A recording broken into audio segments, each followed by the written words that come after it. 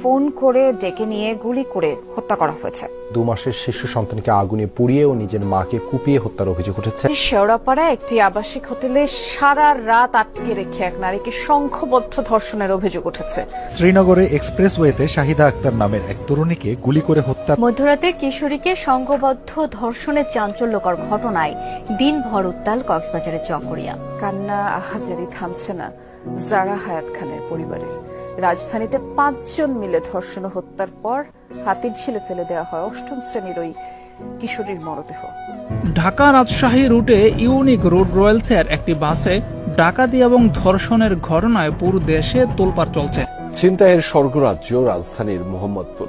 বাসার সামনেই ভয়াবহ ছিনতাইয়ের শিকার হন এক দম্পতি। পাবনার ঈশ্বরদীতে প্রকাশ্যে এক যুবলীগ কর্মীকে গুলি এবং কুপিয়ে হত্যা করেছে দুর্বৃত্তরা। চট্টগ্রামের রাউজানে এক ব্যবসায়ীকে প্রকাশ্যে গুলি করে হত্যা করেছে সন্ত্রাসীরা। মসজিদে ঢুকে নামাজরত মুসল্লিদের উপর হামলা চালানোর অভিযোগ উঠেছে। এ ঘটনায় মসজিদের সেক্রেটারি সহ 4 জন আহত হয়েছেন। দুপক্ষের সংঘর্ষে রণক্ষেত্র খুলনা প্রকৌশল বিশ্ববিদ্যালয় কুয়েট। আহত হয়েছেন অর্ধশতাধিক।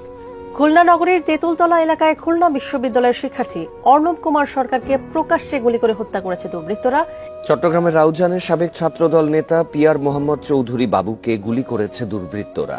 হাত পা বেঁধে ও চোখে মুখে টেপ মরিয়ে নৃশংসভাবে হত্যা করা সেই ব্যক্তি। নরসিংদীতে দুর্বৃত্তদের গুলিতে নিহত হুমায়ুন কবির নামে এক ছাত্রদল কর্মী। মুন্সিগঞ্জের মহাসড়কে গুলিতে নিহত নারী অন্তঃসত্ত্বা ছিলেন।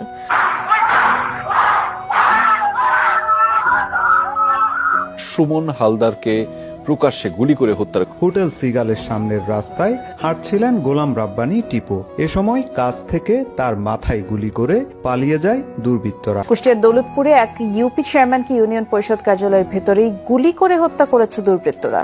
আধিপত্য বিস্তারকে কেন্দ্র করে শান্তা ইসলাম নামে এক নারীকে গুলি করে হত্যা করা হয়েছে। চট্টগ্রামে জোড়া খুনের শিকার 2 বন্ধুর পরিবারে চলছে শোকের মাতম। প্রকাশ্যে গুলি করে আফতাব উদ্দিন তাহসিন এক ছাত্রলীগ কর্মীকে হত্যা করেছে দুর্বৃত্ত। শুধু রাজধানী নয়, ছিনতাই, চাঁদাবাজি, মাদক কারবার বেড়েছে সারা দেশে। রাজধানীর গুলশানে 2 মানি এক্সচেঞ্জ ব্যবসায়ীকে কুপিয়ে বিপুল পরিমাণ অর্থ ছিনতাই করেছে দুর্বৃত্তরা।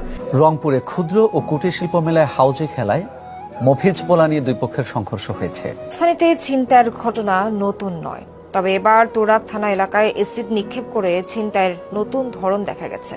এক মা ও তার 2 বছরের সন্তানকে এসিড মেরে ছিনতাইয়ের ঘটনা ঘটেছে। নারায়ণগঞ্জ বন্দরে দেওয়ানবাগ দরবার শরীফে ভাঙচুর অগ্নিসংযোগ করেছে দুর্বৃত্তরা। ঝিনাইদহের শৈলকুপায় 3 জনের গুলিবিদ্ধ মরদেহ উদ্ধার করা হয়েছে।